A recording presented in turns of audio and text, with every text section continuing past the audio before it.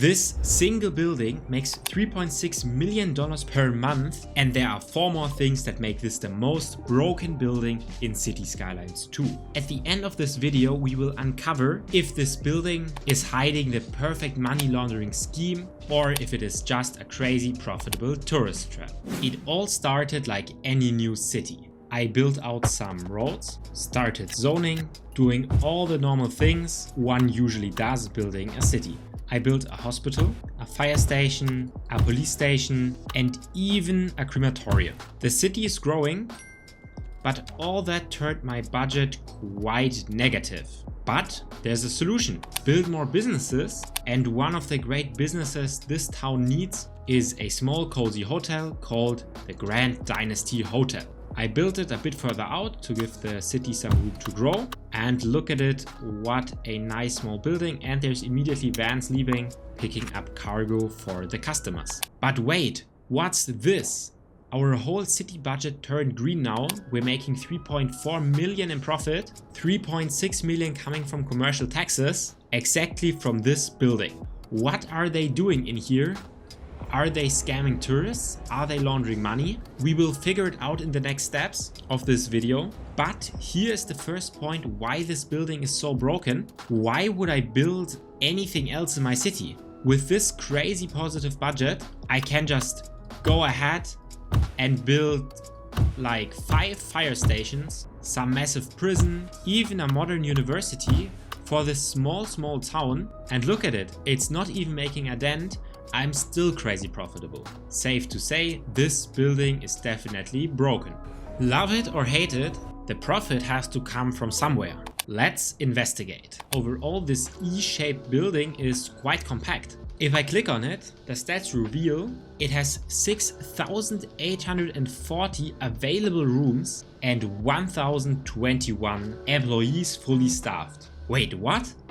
6,000, almost 7,000 rooms? That sounds like a lot. For context, some of the world's largest resorts, like the MGM Grand in Las Vegas, that one apparently has 6,852 rooms, just 12 more than this tiny small Grand Dynasty Hotel. I need to get to the bottom of this, so let's revert to the old business inspection tricks of counting windows. One level of hotel has 12 windows. At 5 stories, that makes 60 on one side. On the side, we have 11 in the bottom row, making it 55. In total, this whole building has 566 windows, but not every window is a separate room.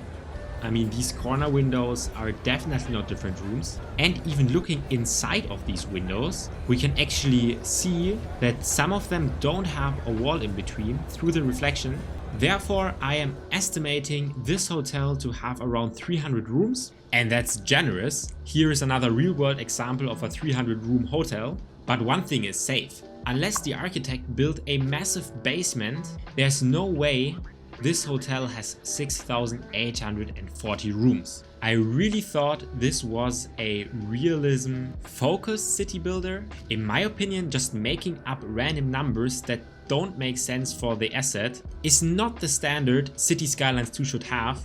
You can definitely do better, Paradox. How the real economics with 300 rooms would look like, I will get to in chapter 4. But first, there are even more things that are wrong with this building. This is a rapid fire round, so I make these points fast. Employees, 1,021. It sounds okay until you find out hotels usually run at 0.5 to 1.5 employees per room. If it really had 6,840 rooms, staffing should be 3.5 to 10,000 people, not 1,021. That's 0.15 employees per room. If that's really how this hotel is run, I would definitely advise you, Joe Maitland, who's currently going to work in this hotel, you should unionize, man. They're really exploiting you. Also at 6,000 rooms, with the industry average being 7 kilograms of laundry per day per room, that's 40 plus tons of laundry.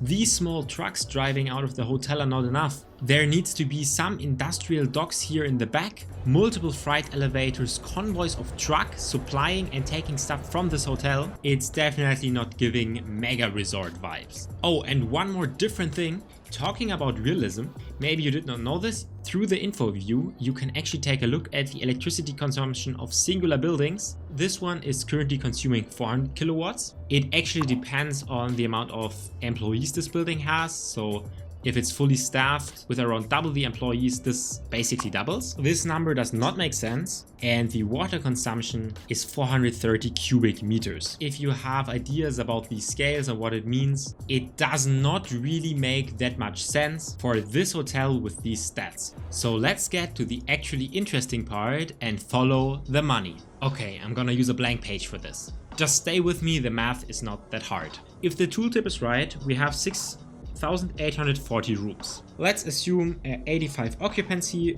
and a $120 average nightly rate. These are all industry standard. That puts the yearly revenue at $255 million. Most cities take around 5% lodging tax, so the city would get 12.7 million per year or around $1 million per month. Yes, this is super simplified and usually one pays taxes on profits, but with that we get a scale of things. Wait, 1 million a month? Does not sound that off. I mean, this hotel currently, if we look at taxation at 10%, generates 3.5 million. So if we insert 10% tax, we result in 2 million a month. So I guess at 6,840 rooms, this could really be realistic, or with the same numbers, we can achieve 3.6 million per month, changing the average rate to $400 per night. Yeah, I guess this hotel does not look like a $400 a night hotel, but it's not totally unrealistic. Apart from that, it implies that for 7,000 rooms, this hotel has just like a few parking lots and a very small restaurant. So the cash may be real, but the building certainly is not. So let's take a look what this building actually supports. At 300 rooms, keeping the same $120 average cost, the yearly revenue is 11 million with a 10% tax on revenue. That would make 1.1 million per year in tax revenue, or $39,000 per month. Remember, $93,000 a month is very far from 3.6 million. Oh, and since we're here, there's one fun trick. If your city is struggling or you want infinite money in City Skylines 2, just take the tax slider and pull it up. Suddenly your hotel is making 10 million a month. And the funny thing is, since it's not a usual business, like these few I have here, they're not going to complain about the high tax revenue. It's a building, it's always there, it can't dezone, so you will just continue getting 10 million a month, and this is what your budget will look like. In defense of the hotel, this is a game, it's supposed to be fun, but with a game that advertises itself as being realistic, it does show the amount of work the developers put into the game, and apparently it's not that much. If you want to create a game that people love, that people enjoy, in my opinion, the small details really matter, and here they're definitely not right. It's far from being the only place in City Skylines 2 where realism lacks. It's rather a symptom that creates these funny examples of crazy profitable buildings. The problem isn't that the building is profitable. In this case, it's so profitable that it takes some fun out of the game. If you want a realistic city, if you want a challenge managing the economy, don't build this building.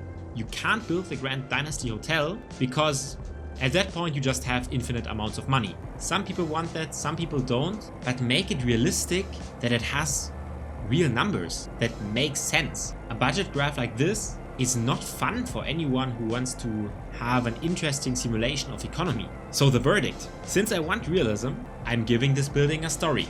In my world, this building is hiding a massive money laundering scheme. It's not that unrealistic. The story goes like this: the Chinese owners of this hotel are running a massive drug business. To pass off their income as legitimate, they built the Grand Dynasty Hotel, but they are over-reporting the amount of rooms and the amount of guests they have to the government. Therefore, they're passing off the illegal drug revenue as actual revenue from the hotel. They're paying taxes on it, but they also get actual money they can spend in the real world without it being illegal drug money. This is not an edge case. People have done similar things in the real world. I hope the story adds to your fun playing the game if you ever use this building. Do you have any other ideas for crazy backstories that make this building work? Are there any other buildings or things you noticed in the game that just don't make sense? Let me know in the comments. Subscribe for more City Skylines 2 content. Thank you for watching and happy gaming.